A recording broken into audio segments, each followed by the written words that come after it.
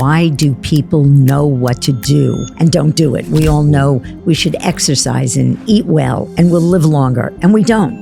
So patterns are what we want to change. Beliefs underlie the patterns. So when you get rid of beliefs, you get rid of the patterns. Here's why beliefs don't go away with most things people do. Shelly Lefkoe is an international keynote speaker who has transformed more than 150,000 lives by teaching how to eliminate negative beliefs for good. You say in your work that all meaning is really an interpretation of an event. Yes. But an event at its core is neutral.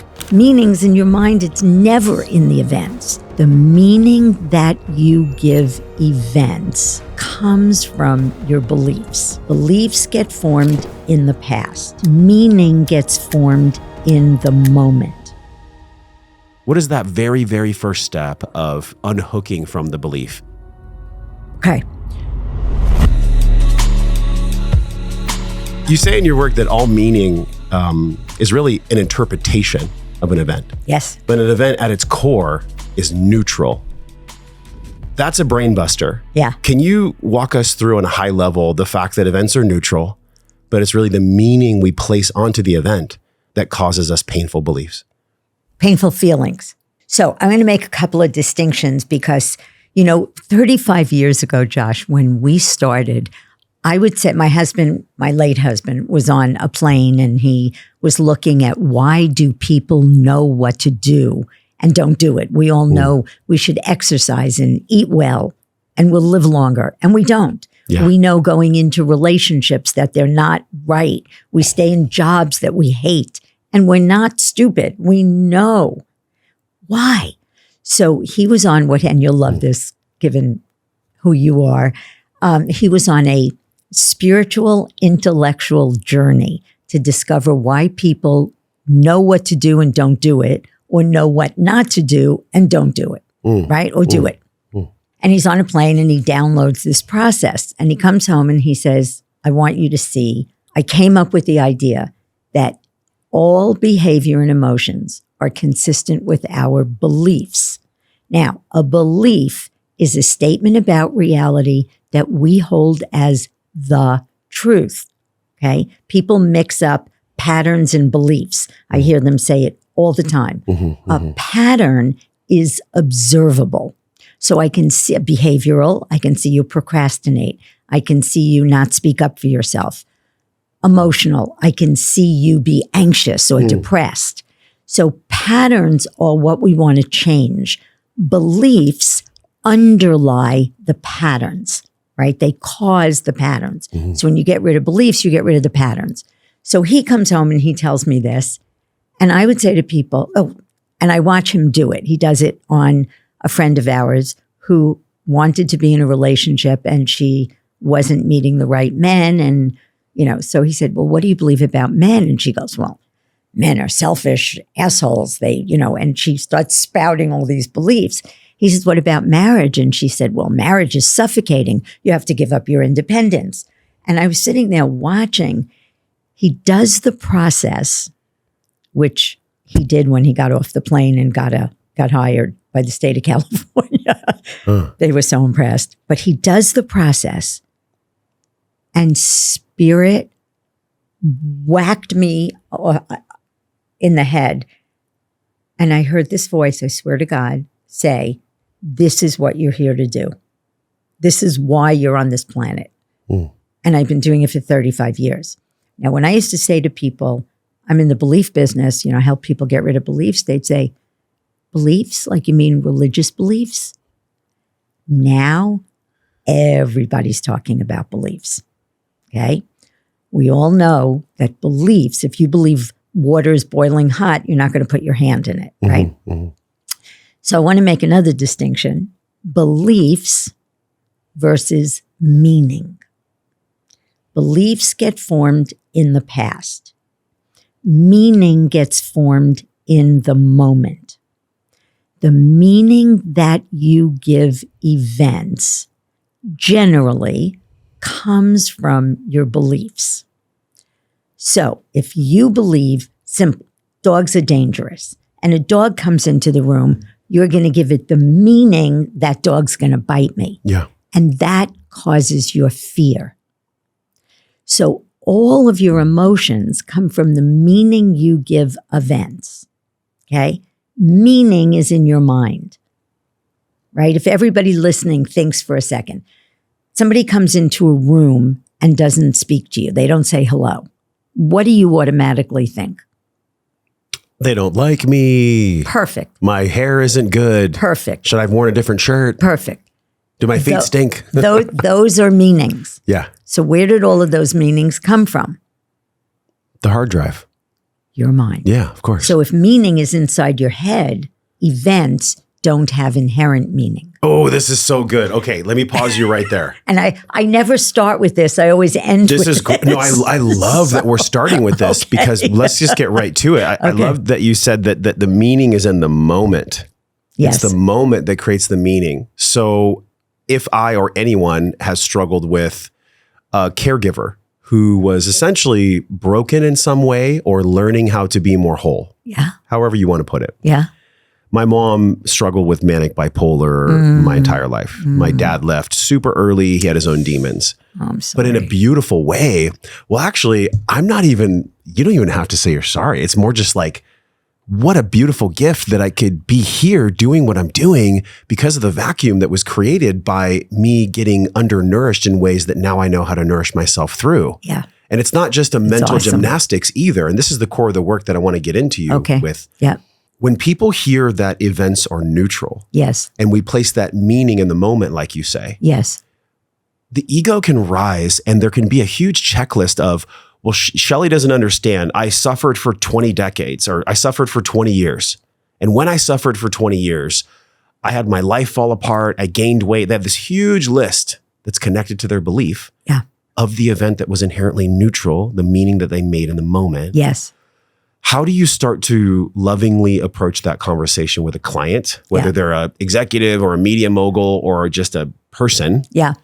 So that you can both hold their pain and acknowledge their pain and not spiritually bypass their pain, but also teach them that inherently the meaning was in the moment and the event was neutral. That's not how I approach clients. So we're going to back up a little. I'm going to make another distinction just to close this for a second. Yeah. Events have consequences. They don't have meaning. I never minimize the consequences of somebody's suffering. So I had a client who was sexually abused by his mother. She used to beat him, incest him, lock him in a closet, and go to church. He was a psychiatrist.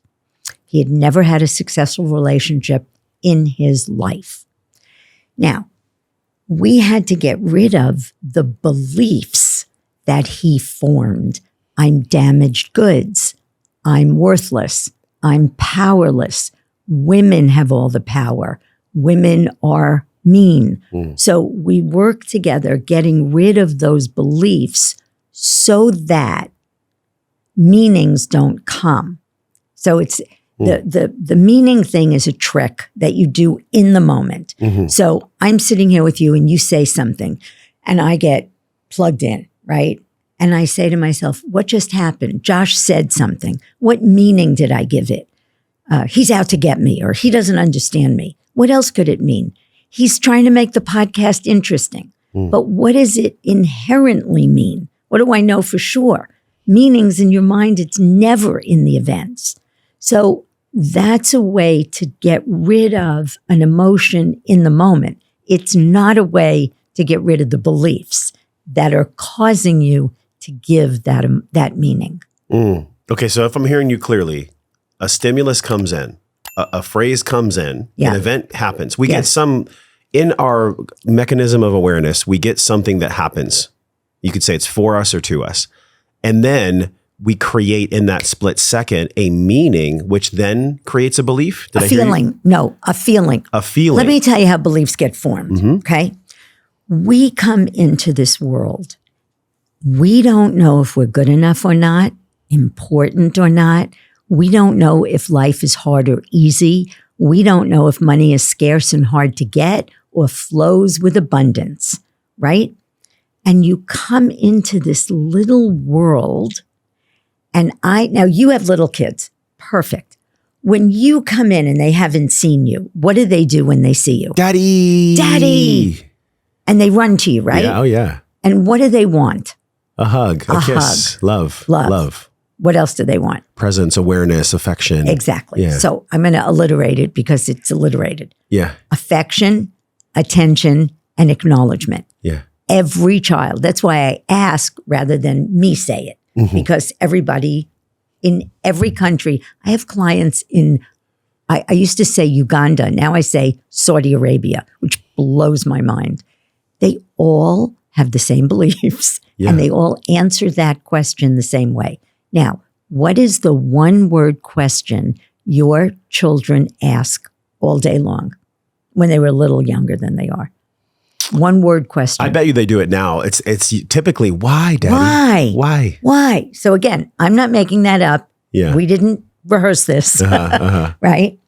So if you get criticized as a child, you say, why can't I live up to mommy and daddy's expectations? Oh, I guess I'm not good enough. Why are mommy and daddy struggling about money? Well, I guess money is scarce and hard to get.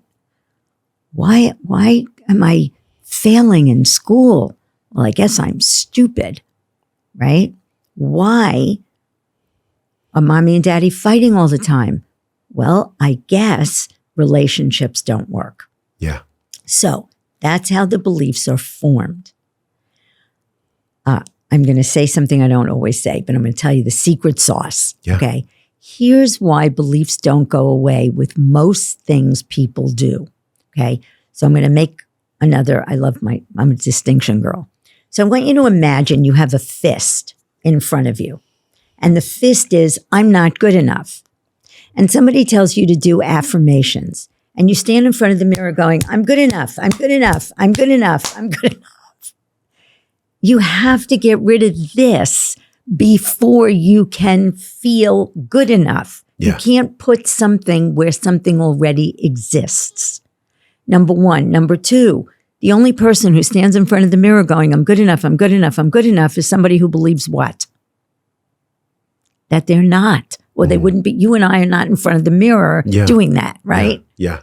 So it's like reinforcing the belief. Here's why beliefs stay with us. We think we saw our beliefs in the world. And it is impossible to not believe something you think you saw. I worked with 5 Harvard PhDs who had the belief, I'm stupid. Evidence doesn't get rid of beliefs because when I said to one of them, you have a PhD from Harvard, this was 30 years ago, we were working at we were doing corporate work. And I was working with the staff psychologist. And I said, you have a PhD from Harvard? And he said, oh, I conned my way through Harvard. That's telling. Exactly. Yeah. That's how powerful beliefs are. Yeah. Because, so I said to him, I went through the process, and when I got to the step, doesn't it feel like you saw I'm stupid? He said, every day of my life. Yeah. What he saw was his father, every time he got something wrong, Josh, his father used to slap him on the back of the head and say, genius. That's what he saw. But anything you could see has a color, shape, and location.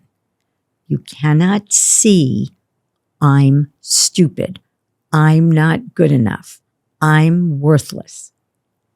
And so the secret to doing this work is you have to find out what are the beliefs that underlie the pattern or the problem that I have. Yeah. And then we eliminate those beliefs.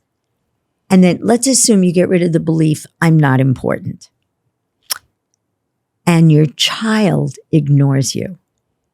Instead of getting angry, you'll just say, sweetie, I don't appreciate being ignored.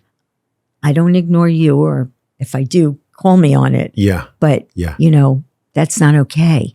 Oh, this is so good. Before we get to the color, the shape, Yeah. and the location, Yeah. which is honestly a hallmark. I love that you do that because I see that being played out in IFS, in neuroscience, in parts work, in many different disciplines. Yeah. I want to go back to something you said that was so good.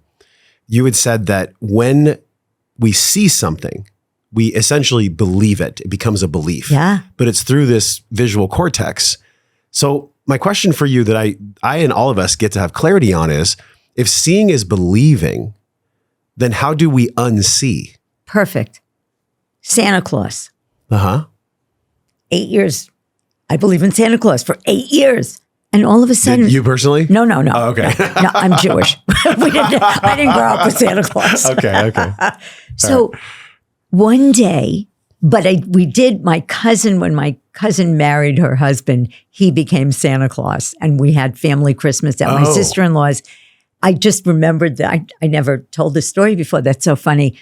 My niece, so there were 5 cousins, and each one, when they discovered that that Santa Claus wasn't real, they became an elf. So that was the rite of passage. Oh. His daughter, who was the youngest of the cousins, still believed. And every year he came out and Callie would cry hysterically.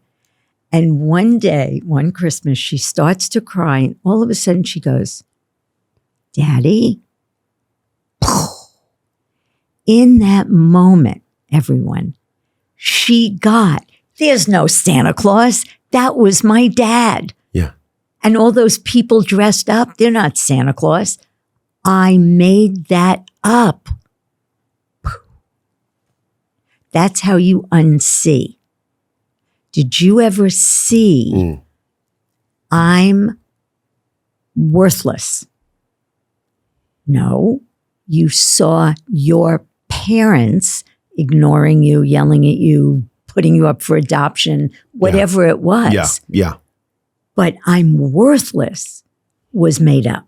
Ooh, we are a meaning-making machine. We are a machine, actually. We have electricity in our body. One of the things that I teach in the Life Method is about filling your capacitor, which is the same in sacred geometry as it is in electricity. Essentially, if we're stressed, if we're undernourished, if we're not touched as a child, essentially if we're not filled up, right? If our parents don't have the faculty to love us or to give us what is inherently necessary for a child, I know you're very deep in this work. You have a parenting course, which we'll talk about. Yes. If the child isn't given what the parents didn't know how to give, the child will, if I'm getting you correctly, the child will make a meaning that I'm unlovable, I'm not worthy, I'm stupid, I get hit in the back of the head, therefore I'll build a building and I'll go to Harvard.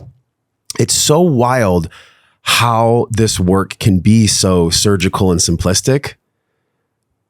What is it inside of us, in our egoic mind or our psyche, that wants to make it harder? And why is it so hard to let go of the story that's attached to the belief? I don't think we do that. I think, so I'm a one-trick pony. My answer to most things is beliefs, right? I think it's everything. So I'm with you. Yeah. So if somebody comes to you and says, I have something that will change your life. I always say to people, give me 10 sessions, I'll give you a life.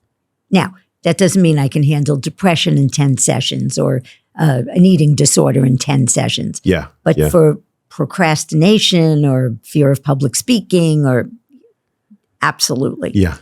Now, if you believe that things have to be hard, you're not coming to me because you won't believe the person who tells you it can be easy.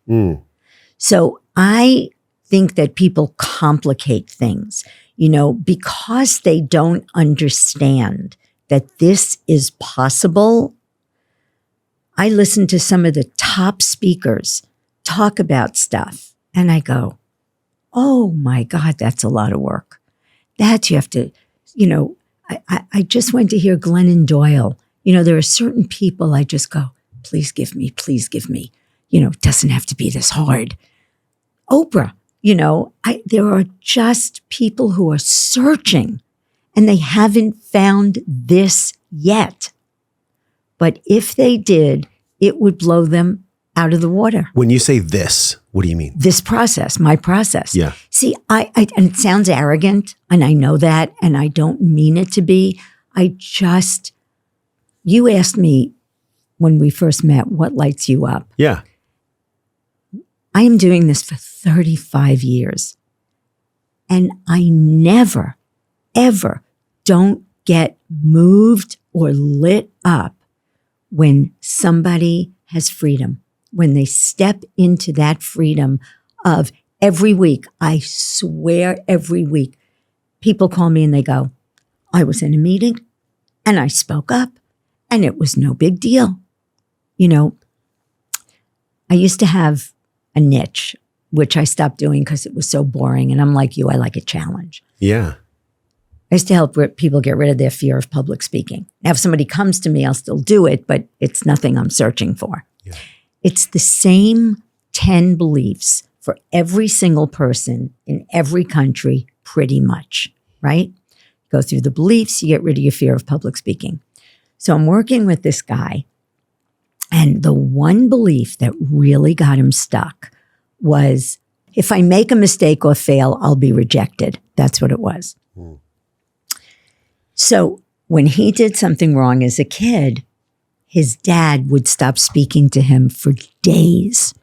Oof. So when we did the process, we do a whole bunch of steps where we look at other interpretations, other meanings. What else could it mean that your dad did that?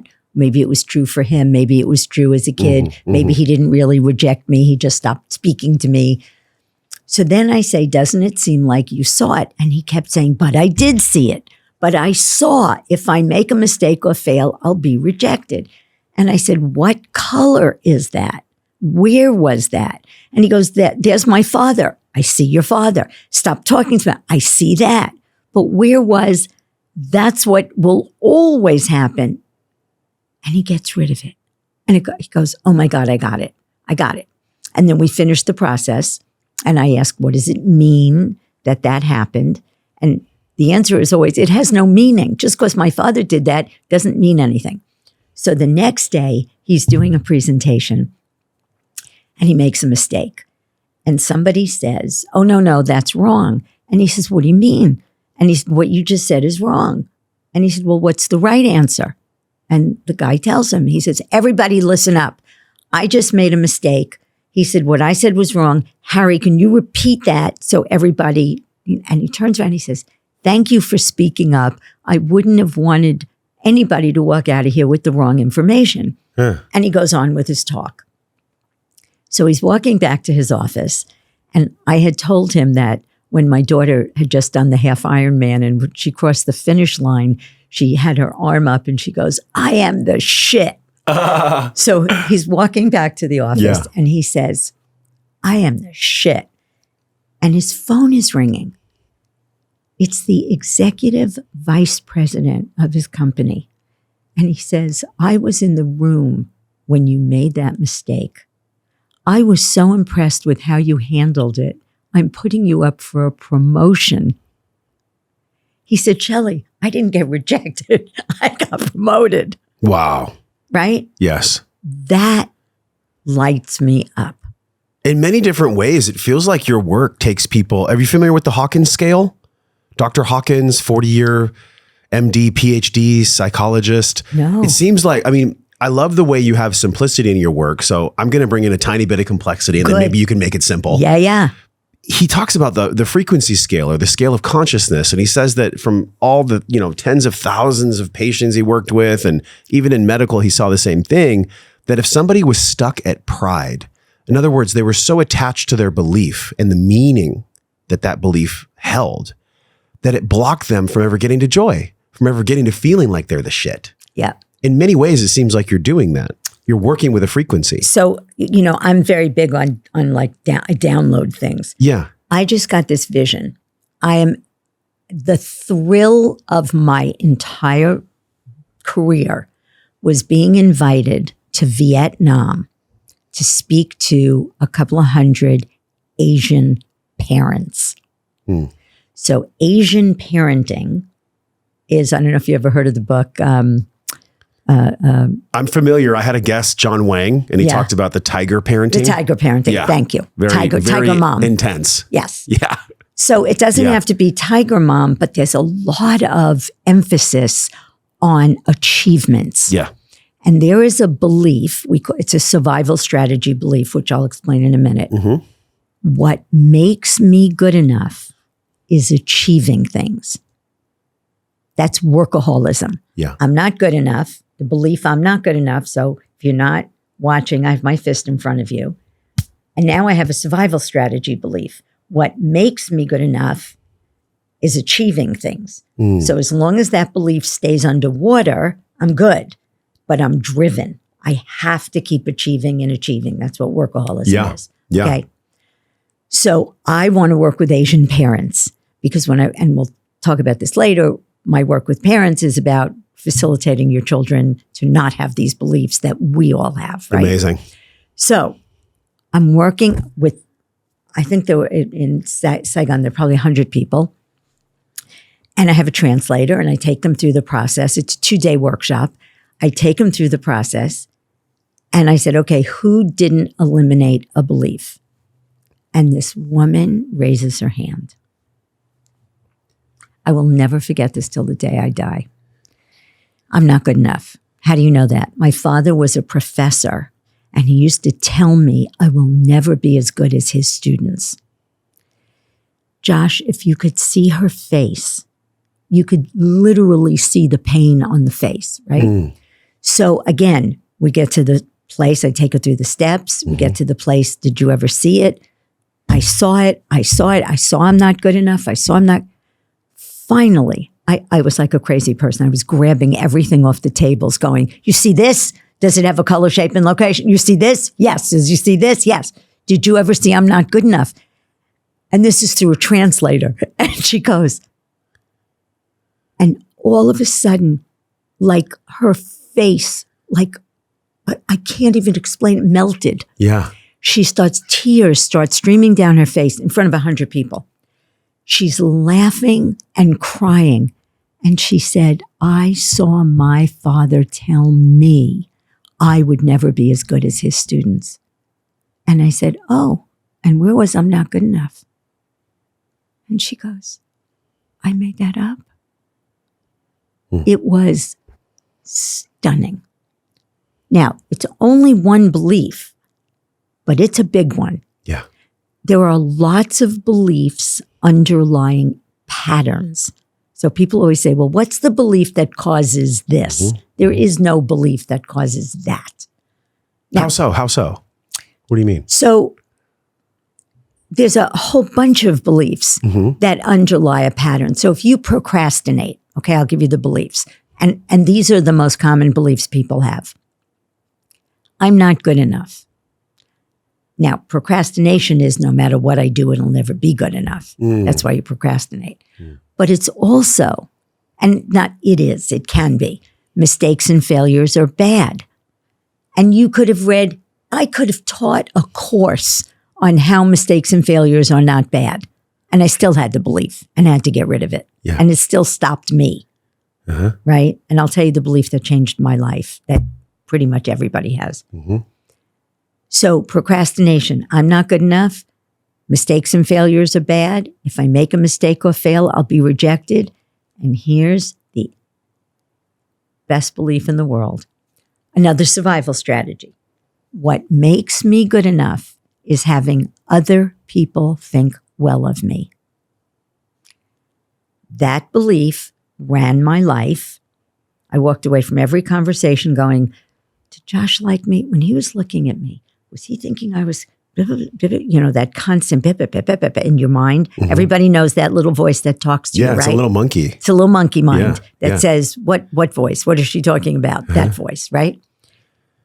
When I got rid of that belief, I became my authentic self completely. No matter where I am, no matter who I'm with, what you see is what you get, right? Yeah.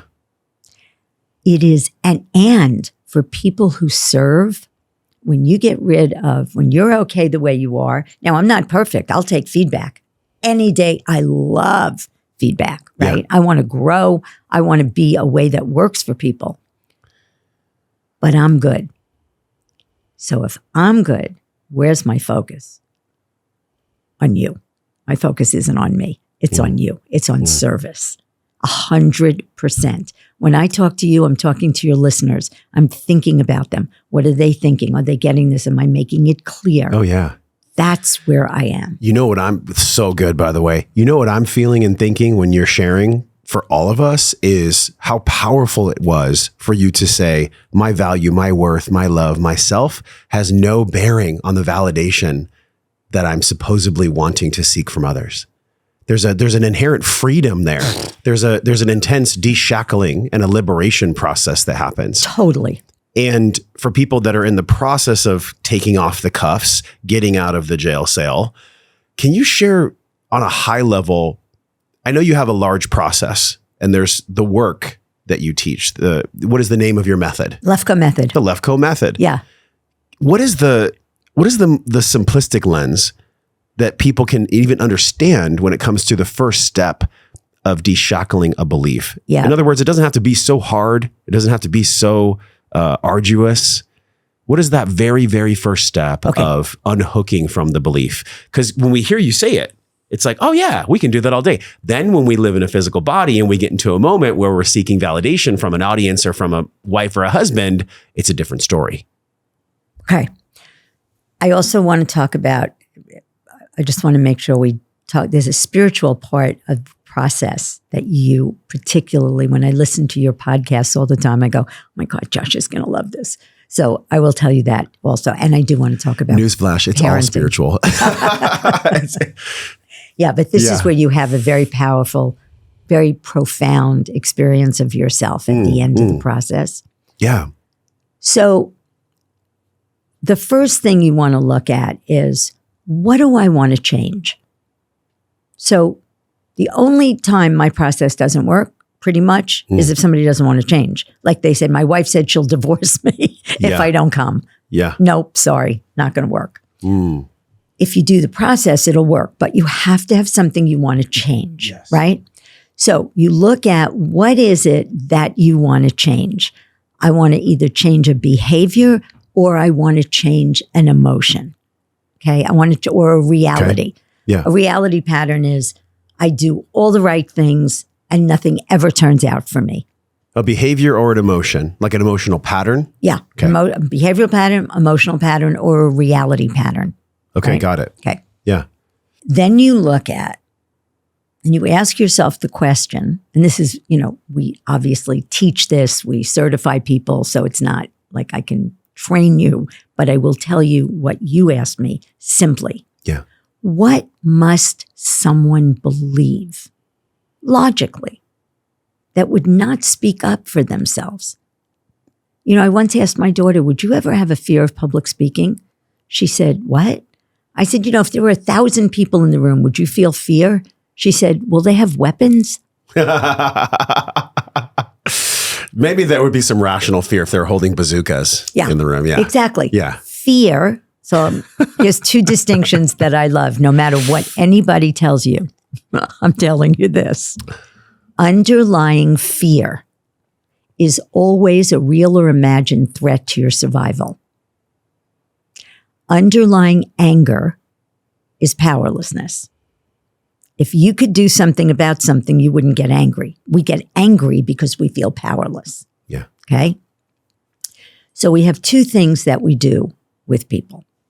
Number one, beliefs, right? So what must I believe that has me not speak up? Well, speaking up is dangerous. That would make sense, right?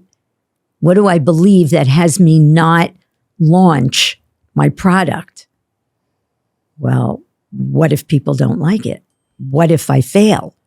Well, you must have the belief mistakes and failures are bad, right? So logically, that's one way to figure out what your beliefs are. Now, we have another process, which I almost never talk about in podcasts because it takes longer to talk about it than to do it. But you're such a deep diver. I want to do it. Let's go deep. So, the Pavlov's dog experiment. Yes. So if everybody listening, Dr. Pavlov showed hungry dogs food and they salivated. And then he showed them the food and he rang the bell and they salivated. And he did that every day. And then one day he just rang the bell and he didn't show the dogs food and the dogs salivated. It's called conditioning. So a stimulus gets conditioned to produce an emotion. Mm-hmm. For instance, if you're a child and every time you speak up, you get slapped, you're going to have a fear associated with speaking up. Speaking up didn't cause the fear. The slap did. But because those things were both always present at the same time, you never made that distinction. Mm.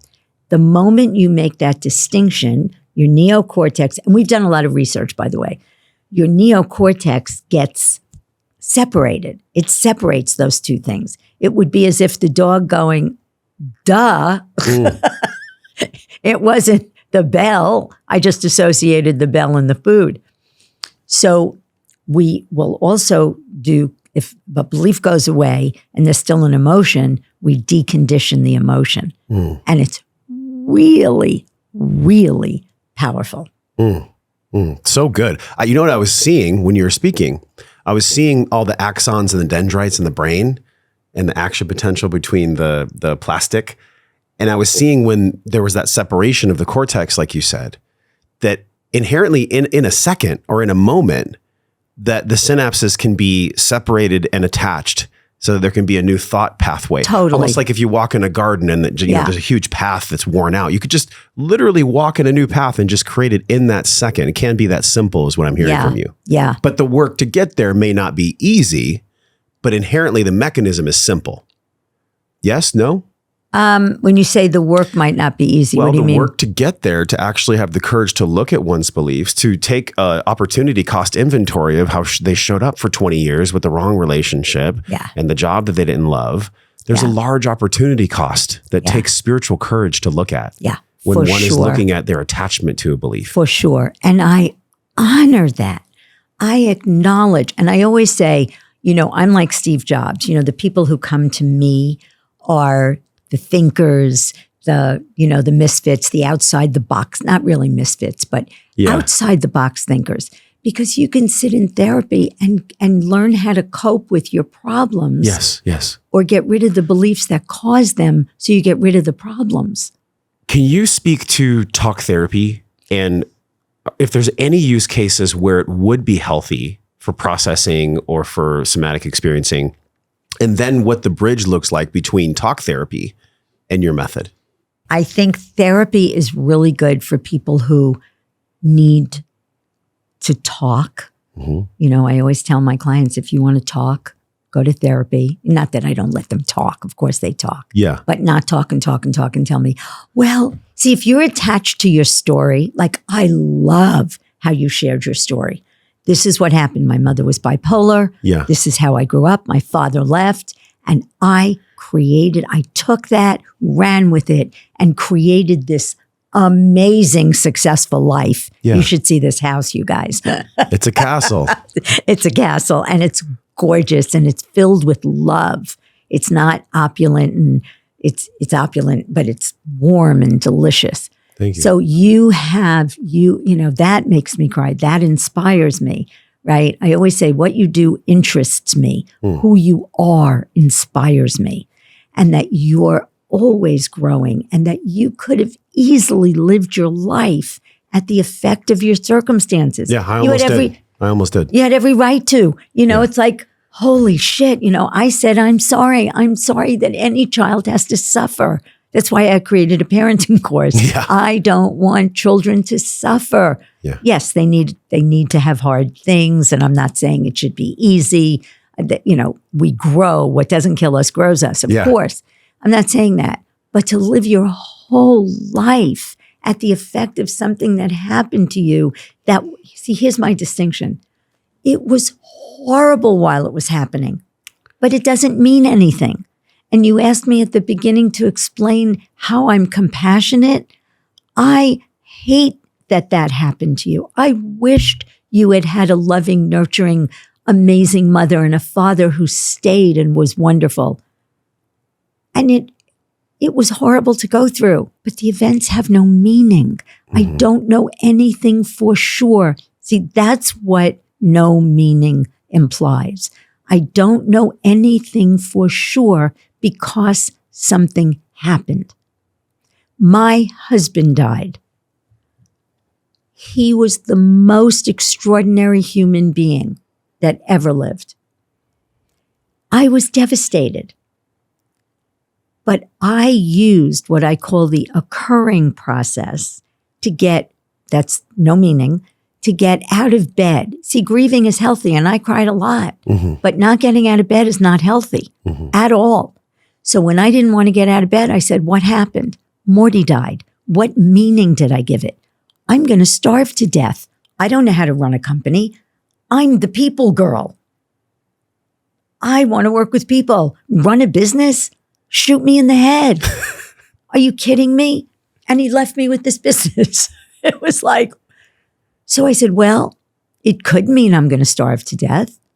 And it could mean I'm going to learn how to do it and step up, which of course I did and tripled the business. Now it's not where it should be because I'm not, that kind of successful, successful is a funny word, but it's very funny. It's got many definitions. Yes. It's not where it should be. Like we've worked with hundreds of thousands of people. We should work with millions. If my husband was alive, we would be doing research in every field. We would have people trying to get peace in the Middle East because that's all beliefs, right? So I'm growing it. I'm doing it, but I'm not starving. Yeah. But what I heard from you is not at the cost of your own emotional, spiritual constitution. Never. We're not here to sacrifice and be a martyr for our mission if it goes against our, whether you want to call it soul contract or how we came into the world.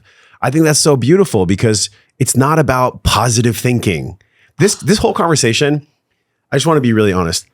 I'm actually a bit triggered, not angry, and I'm not going to go on a frothing at the mouth, jaunt on this. Yeah. But positive thinking has been so overused. And it's such a really like almost narcissistic tool of a teacher to teach positive thinking. Can you talk a little bit about that? How positive thinking that hits a belief is like an arrow hitting a glass. Exactly. It's like, it's the same thing as trying to. Like when you're talking in the mirror, I'm good enough, I'm good enough, I'm good enough. It's the same thing. You can say, I'm going to think positively. Life is hard. Life is hard. I'm going to think positively. No, I'm going to get what I want. I'll never get what I want. I'll never get what I want. That's your belief. Yeah. But I'm going to think positively. And even if you're successful, it's exhausting. Who the hell wants to live like that? Oh my God. But seriously. I want to make a point that you just alluded to that I think is very, very, very important. I came up with a metaphor, which I talk about in my book, watering all the plants. So if you had a lot of plants in your house, you would never water just one. Yeah. Why? Because you care about your plants. But why would you not only water one? Because the others would die. Exactly. Yeah.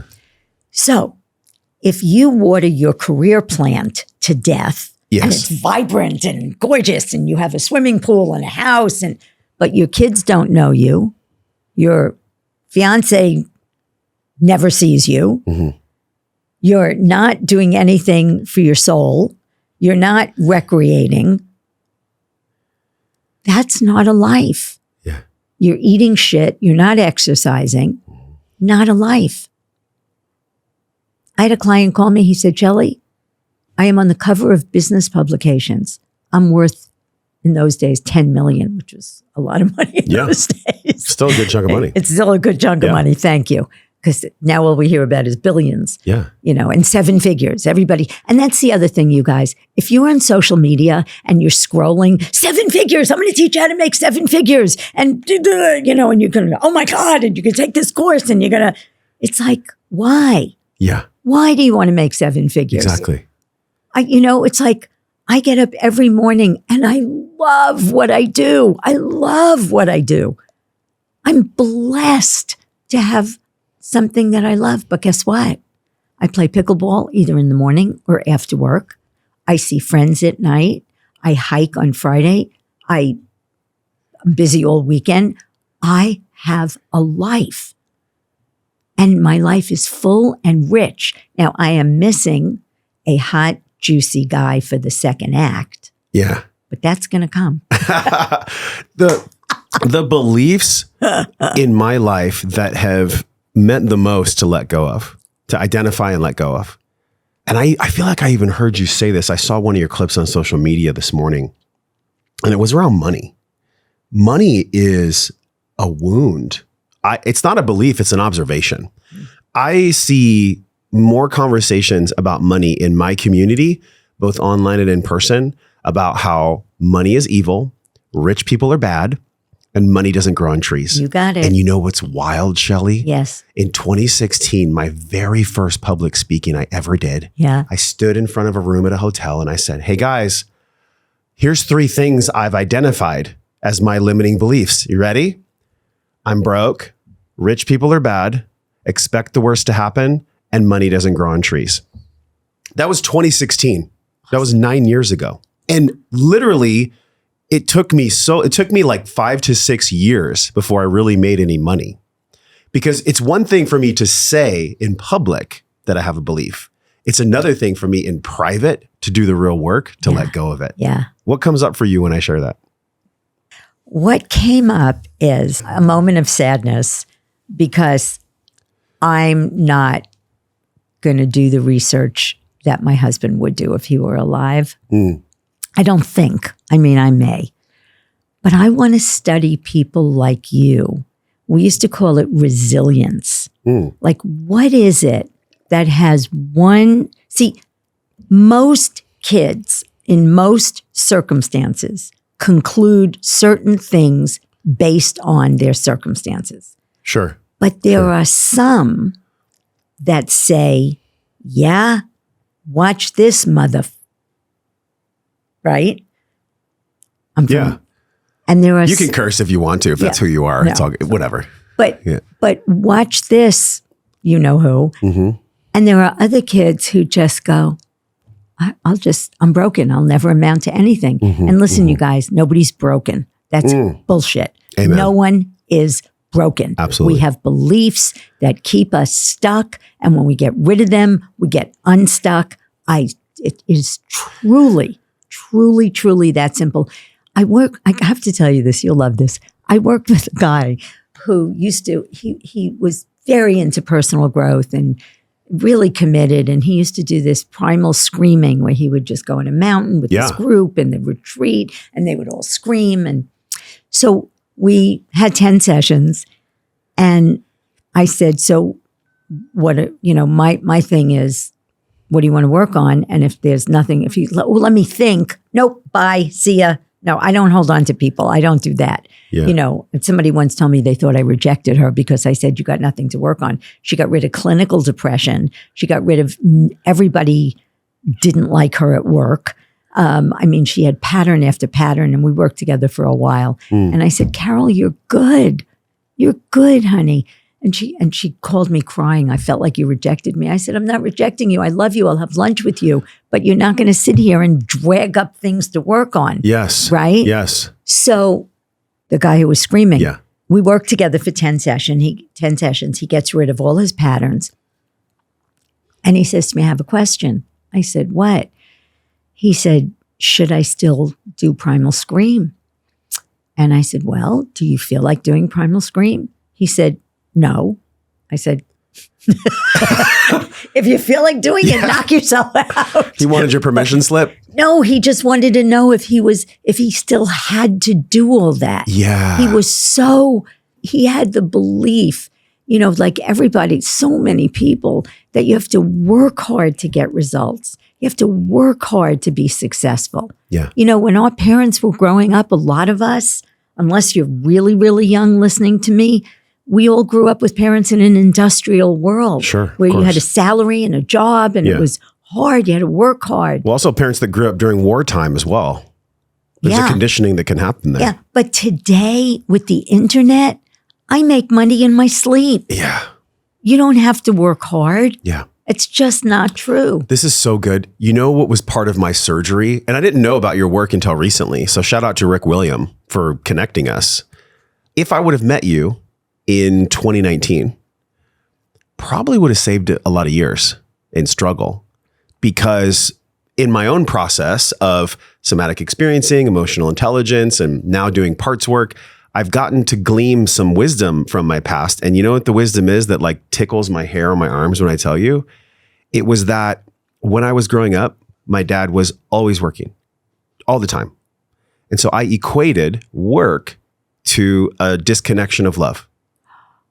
So if I make money, or if I'm successful, AKA if I'm working, which my mission takes a lot from me, it takes many hours a day, sometimes 10 hours a day, then that means that I can never receive love, I won't be loved, and I won't be able to give love. Brilliant. It was super deep. Brilliant. And when that happened, I just essentially said, well, forget that story.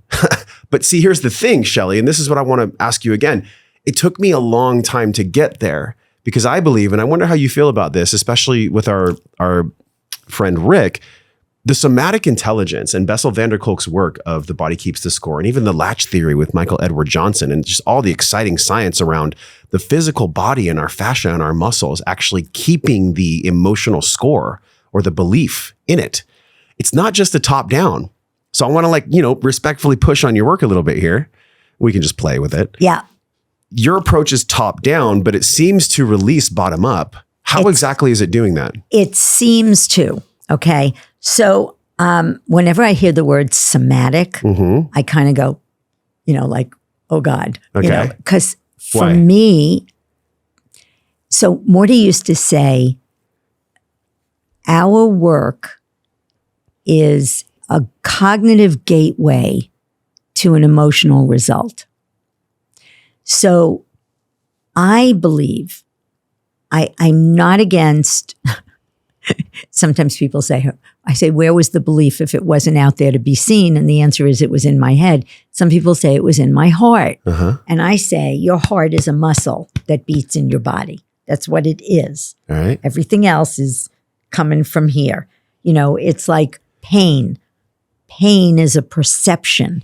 Your brain perceives pain. And people have been able to do operations without anesthesia because they're so powerfully controlled in their minds that they don't feel pain. Okay. So the mind is very powerful. People say a mind and body. No, it's a mind body. Yeah. So my way is just a different way. It's from the mind into the body as opposed to just from the body. Got it. Because I think, when you speak, I listen beliefs, right? So my father was working all the time. The minute somebody says that to me, I write, I'm not important. Or I'm not loved. Or I'm not loved. Yeah. I'm not lovable. That was the one. I'm not lovable. Yeah. Yeah. And it's funny that you say that was the one. The only belief that I can ask somebody to say out loud, because the first way you have a belief. So I'm going to do something. Everybody take a deep breath. Say out loud, I'm not good enough. I'm not good enough. Now say, I'm not important. I'm not important. Now say, I'm a monkey. I'm a monkey. So when you say I'm a monkey, that usually feels flat or silly. If when you said I'm not good enough or I'm not important, it didn't feel good to say it, that's the first way you have a belief.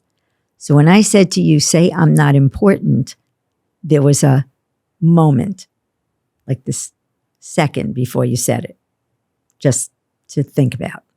So when I ask somebody to say, I'm not worth loving, if they have that belief, one of two things happens. They will either cry or they will look at me and they cannot say it. Or it takes a lot.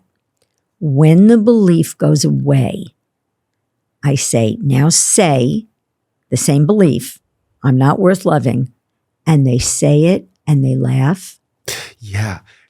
That's got to affect your body. Listen, I did the exercise with you. I didn't want to say them. I didn't want to say any of them. Yeah. But I did it because I knew it was going to be helpful. And the monkey felt the same to me as the other two. Mm-hmm. They didn't feel real to me. Mm-hmm. And you know what's funny is even before you did it, I watched you could call it my higher self or my soul or my highest version of Josh, whatever you want to say. I had a conversation very quickly in my mind when I was doing your exercise. And it said, hey, we know this isn't true, but let's do it anyways. Yeah. So the fact that I even had that conversation before I gave you the answers. Now, if that conversation hadn't taken place, then there would be some deeper work there for me. Yeah. But the fact that I didn't even know what you were about to say, really. And then the first one came and I thought, that doesn't feel true. None of them felt in my heart, in my stomach, like the truth. Yeah. But for most people, I'm not good enough. I don't think I've ever had a client in 35 years who didn't have that belief. Mm. Now, you've done your work. Whatever you've done it. Well, thank you. It's a yes and. Could that potentially be? I know I'm reductionizing here, so just bear with me. If there was one belief. Yeah. Out of you said there's usually 10. Yeah. If there was one belief that caused the most pain, that never meant what people thought it meant, what would that be? I think I'm not worth loving causes a lot of pain because the one thing every human being wants is to love and be loved. So if you're not worth loving, that's pretty shitty. Yeah. So that would be probably my guess. But here's the thing. I want to also speak to what you asked me about compassion. What I love the most, Josh, about my work, I love a lot of things, but people come out of every session better than they came in. So there's never walking like with this opening, like I opened up this can of worms and now I got to walk around till next week, right? Yeah. So when the session is ending, I can do 3, 4, 5 beliefs in a session, right? So I say to the people, where did that belief come from? I say, I made it up. It came from me. Oh, is your life consistent with your beliefs? Yup.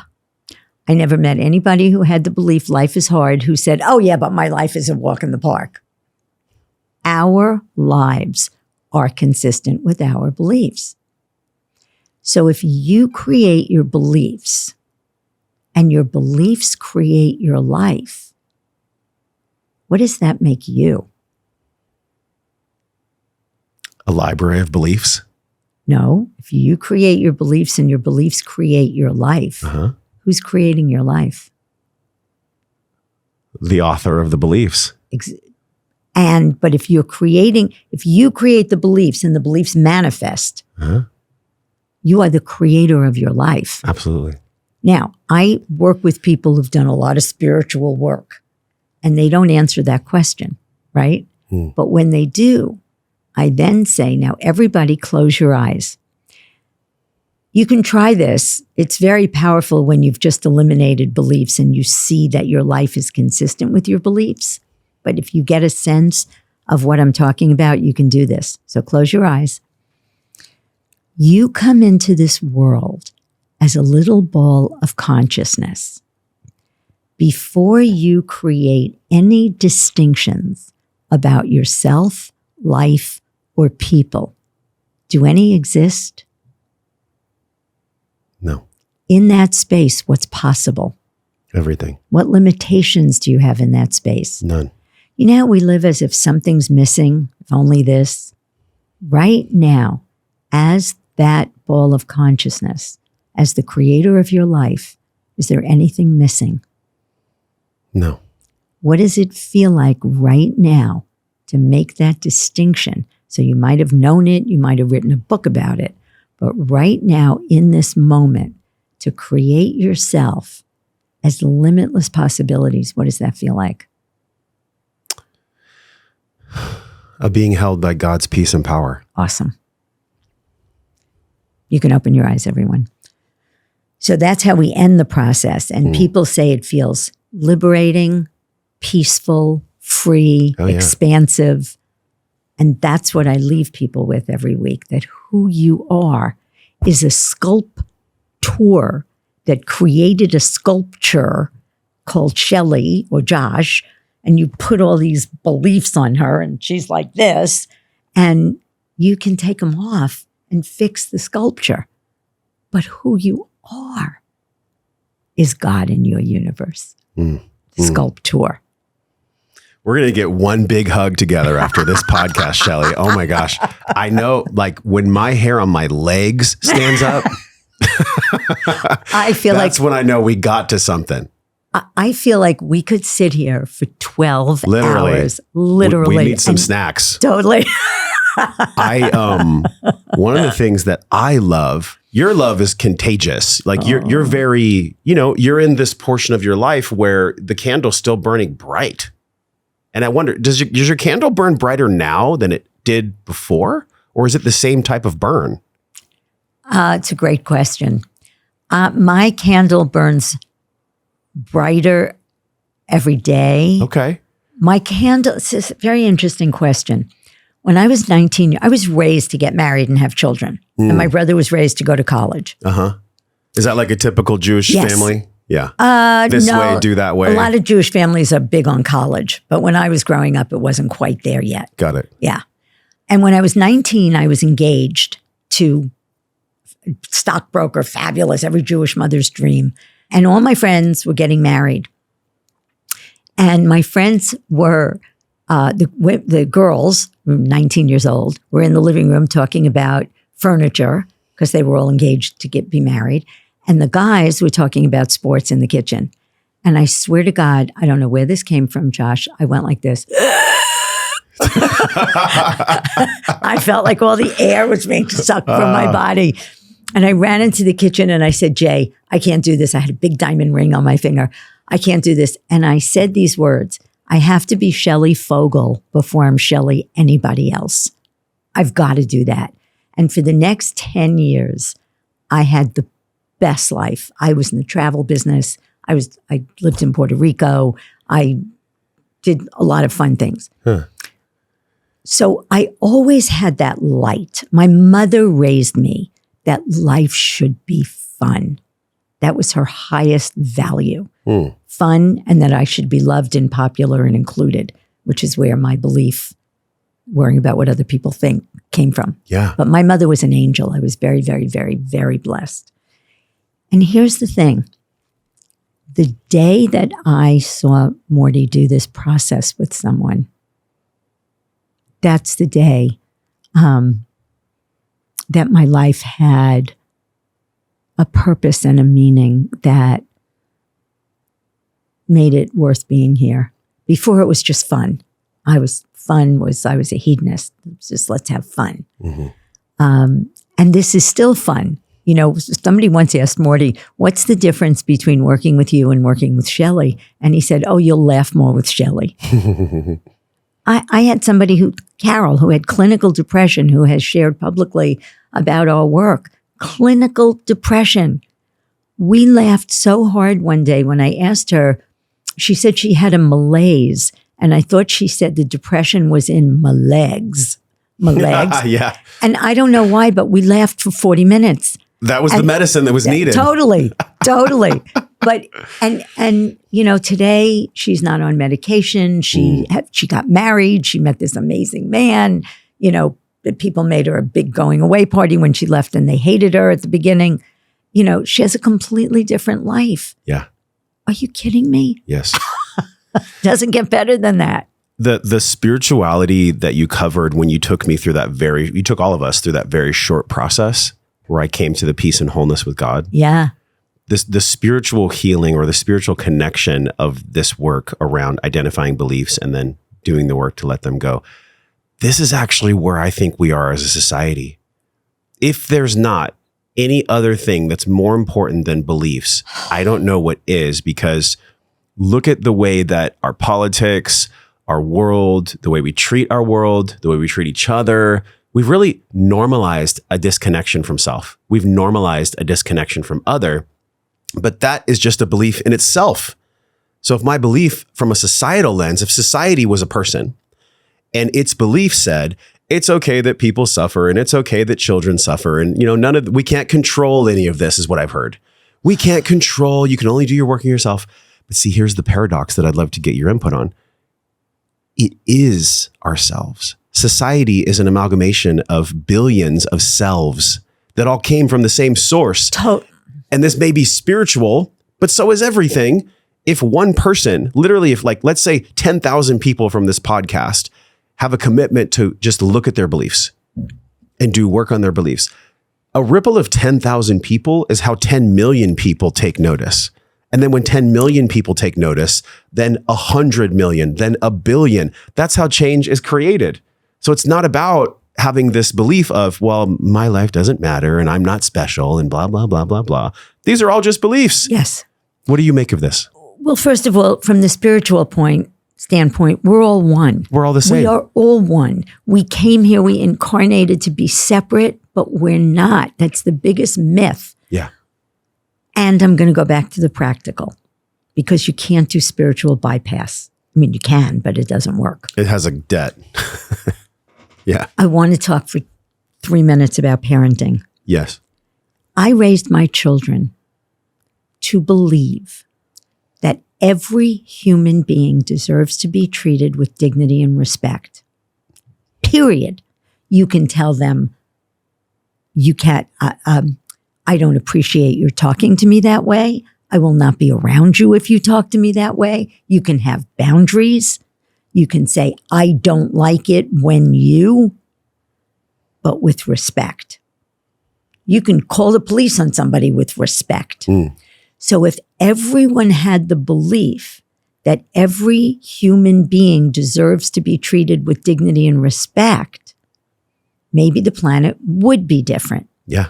So from a parenting perspective, here's the bottom line on it. I have an 8-hour course, and this is on how to do what I'm going to tell you to do. Every time your child walks away from you, stop and ask yourself, what did they conclude out of that interaction? Did they walk away saying I'm a winner or a loser? Did they walk away saying I made a mistake and it was a learning opportunity? When my kids made mistakes, we used to yell, learning opportunity, ding, ding, ding, ding, ding. When my daughter was 9, she said, it's getting old, Mom. I got it. I got the message. But I didn't want them to have the belief mistakes and failures are bad, right? Yeah. So, number one, what did my child likely conclude out of that interaction? And is that a belief I want them to have for the rest of their life? And if it's not, go back and clean it up. Yeah. I was not a perfect parent. There's no such thing as a perfect parent, period. And your kids are going to have shit no matter what you do. But you can minimize it greatly. My girls are confident, living their best lives. And I'm so proud of them.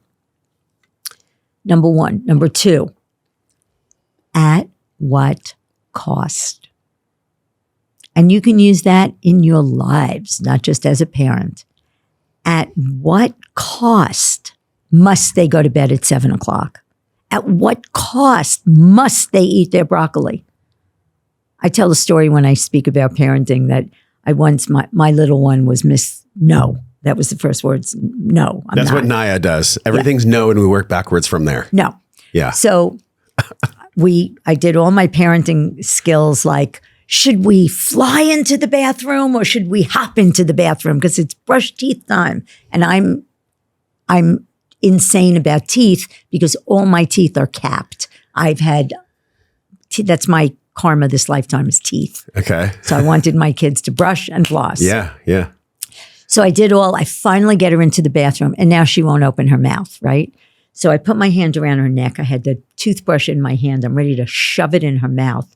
And this little voice in my head said, at what cost? I would rather she have no teeth in her mouth than have the belief I'm powerless. So I stopped. I said, Britt, I'm not going to force you, but I want to ask you a question. And this, guys, if you just do this one thing, never ask why. Why is a terrible question. Even if you knew why, it's not powerful. But we don't know why. Why is meaning? Meaning's made up, right? Mm-hmm. What? What don't you like about brushing your teeth? Oh, the bristles hurt my gums. She was maybe 2-3 years old. Yeah. The bristles hurt my gums. Oh, now I can get a softer toothbrush. I don't like the taste of the toothpaste. Oh, we can try a different one. What is it about school that you don't like? I had a client ask her kid that question and comes to me and finds out her kid is being molested at school. Just because she asked the right question. What? Not why don't you like school? What is happening at school that you don't like? What is it about broccoli that you don't like? We can try a different vegetable. So what is a really good, it's answerable. You remember, I'm a practical girl. What is answerable? Why? I don't know. And that's what you'll get from your kid. Why don't you like school? I don't know. Why did you hit your sister? I don't know. Yeah. What did your sister do that pissed you off? Now we got a question. Yeah, that's so amazing. And you know, it's funny. We don't even really need to know the neuroscience of that. I'm sure there's a huge research. There's a ton of scientific explanation as far as language and children's brains. I love the simplicity that you bring to a very complicated field. Beliefs, and like I interviewed Nir Ayal, and I've interviewed behavioral experts and Dr. Jed Brewer and neuroscientists and very big thinkers. And what I got from it was really beautiful. And I think you're going to love this. This is what we give as a resource to everyone in the Liberated Life tribe and into the Life Method. It is the BTFA loop. And guess what the B is? Beliefs. Belief, thought, feeling, action. So we have a belief, we feel something, we think something, and then we act upon it. But it all starts with the B. Yes. And I knew this, like literally that speech I gave in 2016, a couple years after that. So good. I think it was some of the people from your group, the Transformational Leadership Group and Jack Canfield, and just being around that. And honestly, listening to Alan Watts and listening to Tony Robbins and just going deep on why do I do what I do? Yeah. Why do I want to be loving, but I can't be loving? It's a belief. It is always, I have found, and I wonder your thoughts on this. I have found it to be in my own life and even in my training clients in the past, and even with guests that come on the show that talk about their journey, it always 100% of the time comes down to a belief that limited one's capacity to love themselves or to love others. No. From my point of view. Push back. Yeah. Yeah. So I think it's really interesting, you know, when you bring up Tony Robbins, it's such a great example of how powerful beliefs are. Mm-hmm. He gets everybody juiced and jazzed. He gets them in state. In state. Yeah. Gets them in state. Yeah. Who is he successful with? Who's Tony's real successful? Who's he success? He was on the cover of Forbes. He's the CEO whisperer. Mm-hmm. People who have the beliefs that allow them to do what he teaches. All the others are walking out hyped and lots of and then nothing happens. Yeah. Nothing happens. And then nothing happens. Because the beliefs don't go away. Usually. Now, listen, everyone, I'm not naive. People eliminate beliefs tripping on a rock. Some people come out of Tony Robbins and they get rid of their beliefs. Of course it happens. I think you've done it. Yeah. You know, it doesn't have to be. What I'm offering is a way to do it intentionally. I am about living life. And again, the most powerful word, intentional. Here's how most people live life. We go on a date, we have a good time. We go on another date, we have a really good time. Now we have sex. The sex is really good. Next thing you know, we're in a relationship. Did you ask Is he open to personal growth? Is he spiritual? Is he kind? Is he loving? What is his life about? Is he easy? Is he high maintenance? What do I want? I asked 90% of those. Yeah. I was taking stock as you spoke them. Awesome. Yeah. So most people don't. Most people, they major in something in school. Yeah. And then suddenly they get a job. They graduate college and somebody offers them a job. Next thing you know, they're in the job for 20 years. Did they ever say, what lights me up? Mm-hmm. What do I really want to do? What do I care about? No, they come to me and say, my mother told me I have to be a lawyer. I hate it. I wanted to be an actor. She said, actors starve. And I said, well, I don't know about that. You know, Tom Cruise ain't starving. So I think being intentional, whatever beliefs. So I don't put things in a box of, it's all about love. You have to love yourself or love others or love, you know, I'm more worried, frankly, about your children and screens. That's my new thing. You know, that these kids are going to be so detached. Well, but in a way, and by the way, I'm curious, right? Because you've been in this work for many decades, so I value what you have to say. Yeah. How do you believe I'm off with my focus or my navigation of beliefs being the number one culprit of shortening someone's capacity to either give or receive love? I agree with you 100%. Oh, well, I said that earlier and you said no. I misunderstood. No, I thought, a lot of people ask me, do I think that the most important beliefs have to do with love, being loved or loving? Like a lot of spiritual people put everything in that box. It's all about love. No, it's not. You know, I'm the most loving person. My mother was loving. I'm loving. In many ways, love is not enough. It requires other things. Love leads us to those other things. Yeah. But just to say love is all there is, and it doesn't work. Look at relationships. If love was all that was needed, everybody would stay together. God, I love you. So sorry you're taken. There's so many things, because love, and again, I'll pass it back to you. If love is literally an awareness or a capacity, then once we have a large capacity, then we're open to other things that love informs. Yes. Like skills of relational dynamics, like nonviolent communication, like taking care of your body or filling your wellness pentagon. There's so many things that love leads to. Yeah. But love detached from the other core skills is not enough. It's a great fuel source. Yeah. You may love and not take care of your body and not exercise. Exactly. And, you know, yes. So what you said, beliefs underlie your ability to love yourself or love others. In my experience of 35 years, 100%. What makes me just as excited as you is the next decade of my life plus will be around emotional epigenetics, which is essentially the science and understanding of how we receive energy and motion, trauma, and how we let it go. And that world is so convoluted, and there's so much woo-woo and a lot of esoteric verbiage, and honestly, just a lot of kind of word salad that people speak in the world of inherited trauma.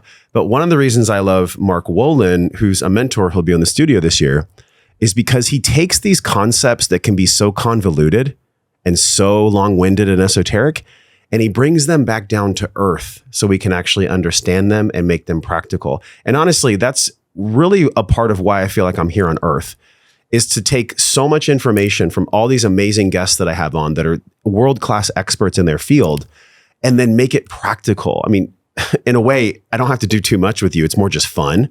But with a lot of my guests, they're such big brains and they're such big speakers that I have to get really clear so I can say a message to the audience that makes sense. And I feel like that's one of my gifts. What do you feel is your ultimate gift here on planet Earth? What's your ultimate gift that Shelly embodies? To love well. I love well. I'm a good friend.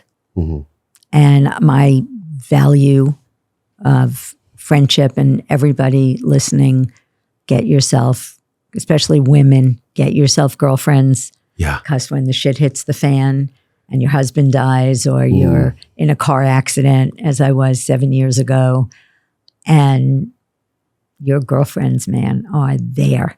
Yeah. I salute, shout out to Marcy Shimoff, who came to me and said, she wrote a book called Happy for No Reason, New York Times bestselling book. And she came to me the night my husband died. It was the night I'm in a women's group, and it was the night of my women's meeting. So two of the women came. Marcy said to me, I will always be here to make sure that you can still be happy and have fun. And I said, Marcy, I'm never going to have fun again. And 4 weeks later, she said, Shell, I got tickets to see Diana Ross. We're going. And then 3 or 4 weeks later, or 5 weeks, she'd call and say, Shell, we got tickets to see the Beach Boys. Shell, we got tickets for whatever. And for 9 years, that's what she's been doing. And we have had more fun. And, she saved my life, Girlfriends are everything. Friendship is everything. My mother taught me that. Relationship. That's my gift this lifetime. Relationship. I cherish relationships. And when I see a being like you, I am so moved by, even every time you say, you start to talk and say, I'm going to bring it back to you. There's so many people who love the sound of their voice. Yeah. And I've been on podcasts where I've sat there like this. For like 15 minutes and the person just talks. I'm sitting there going, why am I here? That. Yeah. But you're a light. You really, really are very special. Thank you. And Rick said that about you. He said, Shelly, you're going to love the podcast. I mean, I flew here for it. Yes, yes. He said, he's the best. Well, thank you. It feels so good to receive that from you. And, I'll pass it back to you. You said that your core, one of your gifts, maybe the biggest gift you have, is relationship. You described it so eloquently. So then what is the core belief in all human relationships that hold people hostage, that block them from having a loving, dynamic relationship? That's such a great question. Either intimate or friendship. Yeah. What is that one or two? People will hurt me, and people will leave me. And when you're a kid, if one of your parents walks out or one of your parents hurts you a lot, that's what you conclude. Either, and men leave. I'm not what men want because I could never get my father's attention. Yeah. But people will hurt me. It's not safe. When first time I heard anybody say, I'm not safe, I went, what? I just didn't feel safe growing up because of how I grew up. Sure. I didn't know anybody whose parents were divorced. I mean, I grew up in this world that, my mother didn't work. None of my friends' mothers worked.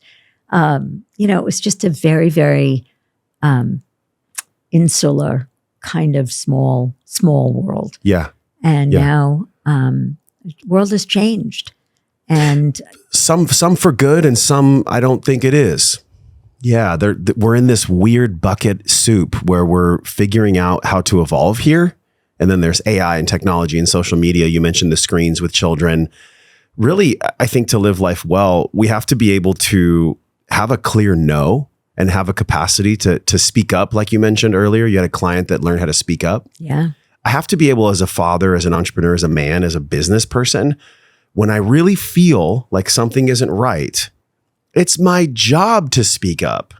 And if I don't, and I'll be respectful to everyone, if we don't, it's actually cowardice. It's not a judgment. I'm not saying you're a coward because you didn't speak up. But you can't if you believe speaking up is dangerous. This is what I was going to say. Yeah, I'm sorry. No, you did a great job. You did a great job laying it out. And, and I will ask you a question after this. A lot of times I just verbally process because I see a picture and then I describe it to you. And I see the same picture when you're describing it to me. Yeah. And then I just ask you, so what about this picture?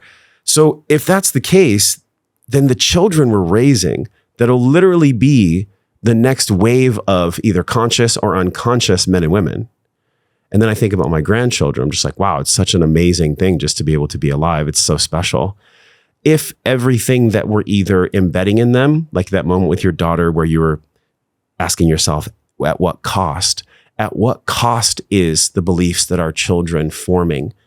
And what is the one belief that really all children get to have, no matter where they come from? Or what is a message to the parents that you could share about a belief that could really supersede all others? I'm not good enough. So that would be the one. It is. Mm-hmm. It is. And just know every time you, like, my daughter's a wonderful, wonderful mother. But every once in a while she loses patience and she goes, dude, they live in Hawaii. Dude, dude. I think parenting's tough. And that's why I created what I consider the manual for parenting, because there is none. And we're all doing it by the seat of our pants. Yeah. And, if I could sit here and just give a few tips, I would be so happy. But, but every time you criticize your child, they're going to conclude, I'm not good enough. I'll tell you something. And the second belief is, I'm not important. Mother's Day, my husband and I were having brunch years ago, and I'll never forget it. And there's this woman sitting outside at a restaurant, and she's on her phone, and her little 2-year-old is in the stroller, and she's going, mommy, mommy, mommy. And she's going, and she's playing with her phone going, I'm listening, Normally, I try very hard to shut my mouth because I almost got in trouble once for telling a man something. So I said to her, I'm a parenting educator. Would you be open to something? And she looks at me and she said, yes. Now I live in Marin County. People are She was open to it. Try that in Manhattan. Exactly. She'd be like, go to hell. Exactly.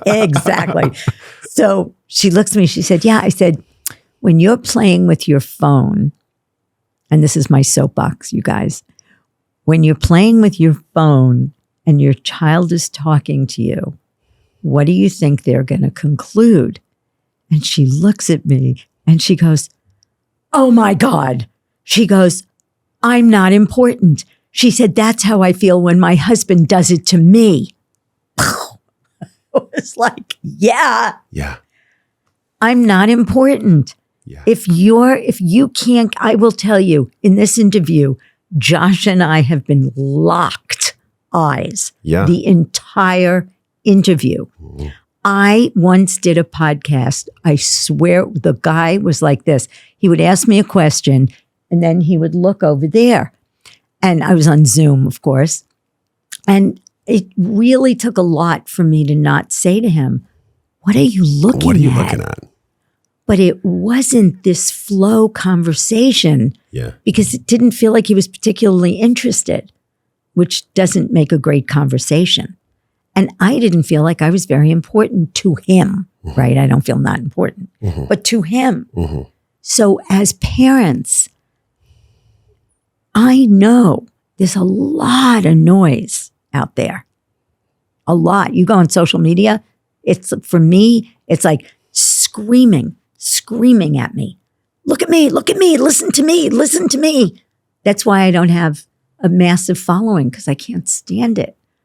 It's, look what I ate, look where I went, and look what I'm doing. And meanwhile, half the people are suicidal. But, I once, my daughter said, so-and-so's getting divorced. And I said, oh my God, they look so happy on Facebook. And she said to me, Mom, everybody looks happy on Facebook. Yeah, you're getting the highlights. So give your children attention. Either say, I can't talk to you right now. Here's what you say. What you have to say to me is very important, and I can't listen right now. But as soon as I'm finished with this text, or at the end of my business day, or whenever it's going to be, you will get my undivided attention. If you travel, call from the road. FaceTime. How was your game? Tell me about it. Make me feel like I was there. 5 minutes. And it makes all the difference in the world. Your children want affection, attention, and acknowledgement. And they're asking the question, why? And it is most important that you give them those 3 things. It's about the rest of their lives. And no pressure. Yes, and Yeah. last night I was laying in bed because I put my son to bed every night. And I turned to him and I said, Nova, guess what? And I tell him this multiple times a day, probably 10, 15 times a day. But now we're connected and he goes, you love me? And I said, yeah, of course. I love you. Do you know why I love you? And he said, why? And I said, because I've loved you ever since you were in your mama's belly. I've loved you ever since you were even a thought. I've always loved you and I'll always love you. And that's how I speak to my 4-year-old so that he knows. And you know why I do that? Because I never knew what that was like. It's not to blame those that brought me, because the fact is they brought me and I'm grateful. I'm grateful they brought me. I live. I'm here with you. Yeah. What I'm saying is our circumstances don't have to define our reality. The way we grew up, the love we either received or didn't. These are all just events. It's how we started the podcast, is how we're going to end it. I just had the same thought. These are all just events, and it's the meaning that I place upon them. And it's these long-term memory banks of belief that either take me for a ride as a hostage or that I can dismantle and create new ones for. And it actually is that simple. Now, it's not going to be easy. You might cry, but there's a blessing here. And the blessing is you can create your reality. You can literally be the player and the programmer at the same time. Yeah.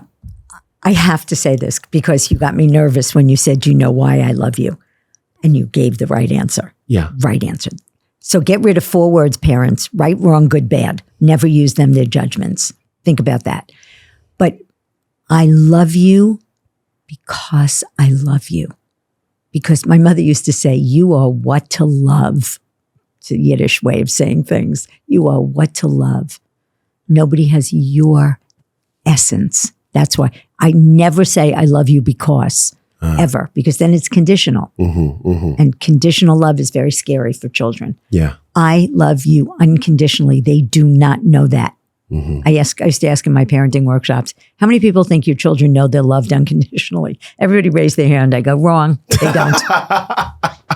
Nope, they don't. Oh my gosh. Yeah.